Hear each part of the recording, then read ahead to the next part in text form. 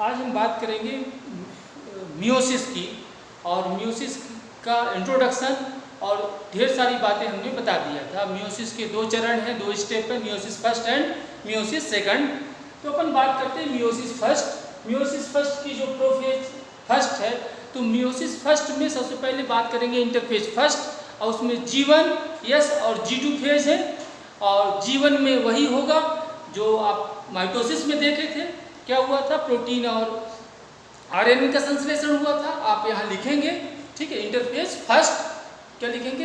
ये तीन उपावस्थाएं होती हैं, G1, S और G2। G1 और G2 में प्रोटीन और RNA का संश्लेषण होता है, और S फेज में DNA का संश्लेषण होता है। फिर इंटरफेज फर्स्ट के बाद आती है प्रोफेज फर्स्ट। प्रोफेज फर्स्ट में पहली अवस्था है, प्रोफेज में 5 उपावस्थाएं हैं, leptotene, zygotene, pachytene, diplotene and diakinesis. तो पहली है लेप्टोटीन। देखिए स्पष्ट रूप से न्यूक्लियर मेम्ब्रेन दिखाई दे रही है, न्यूक्लियोलस भी दिखाई दे रहा है, और जो है उलझी हुई संरचनाएं दिखाई दे रही हैं। जैसे बाल को आप उलझा दें, ठीक है, तो उलझी हुई संरचनाएं दिखाई दे रही हैं। वो उलझी हुई संरचनाओं को क्रोमैटिन नेटवर्क कहते हैं, और क्रोमैटिन नेटवर्क में जीन स्पष्ट रूप से दिखाई देता है, ठीक है, क्लियर ना। फिर ये क्रोमैटिन नेटवर्क भविष्य में किसमें बदलेंगे? गुणसूत्र में। गुणसूत्र हमने आपसे बात किया हमेशा जोड़े में पाए जाते हैं, और जोड़े में पाए जाने वाले गुणसूत्र को समजात गुणसूत्र का जोड़ा कहते हैं। देखिए यहाँ एक जोड़ा है, याद रखना, कंफ्यूज ना होना आप कि एक गुणसूत्र है, उसमें 2 धागेनुमा संरचना होती है जिसे क्रोमैटिड कहते हैं, क्रोमैटिड बीच में जुड़े होते हैं जिसे सेंट्रोमियर कहते हैं। अर्थात यहाँ पर 2 क्रोमोसोम है, और 2 क्रोमोसोम मतलब एक जोड़ा गुणसूत्र, और ऐसा जोड़ा कहते हैं समजात गुणसूत्र का जोड़ा। तो क्रोमैटिन नेटवर्क किसमें बदल गया? गुणसूत्र में।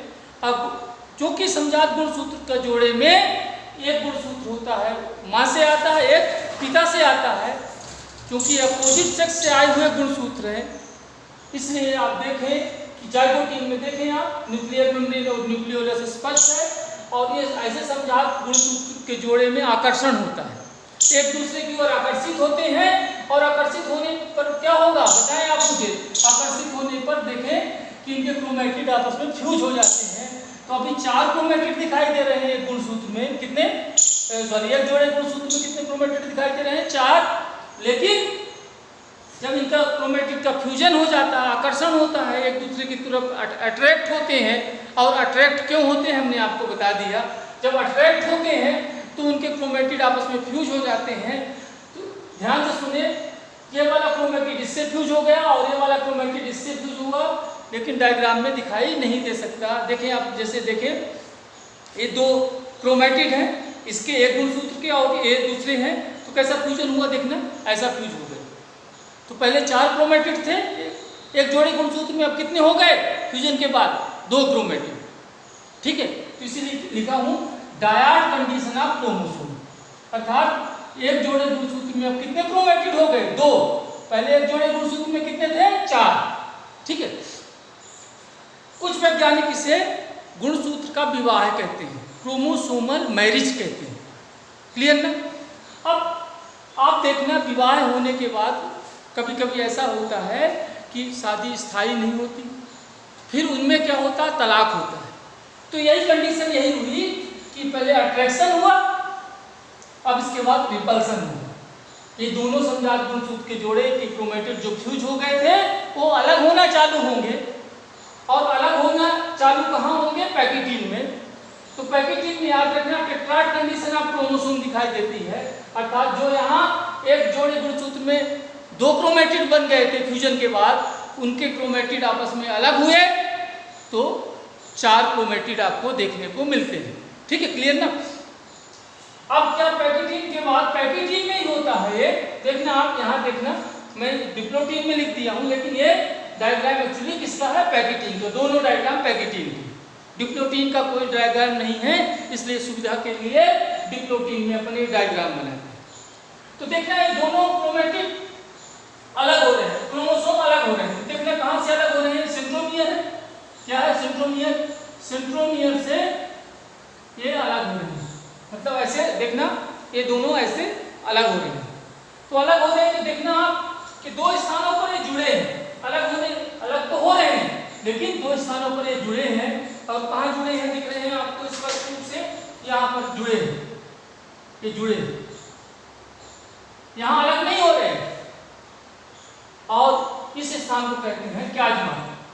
क्या कहते हैं? क्याज्मा।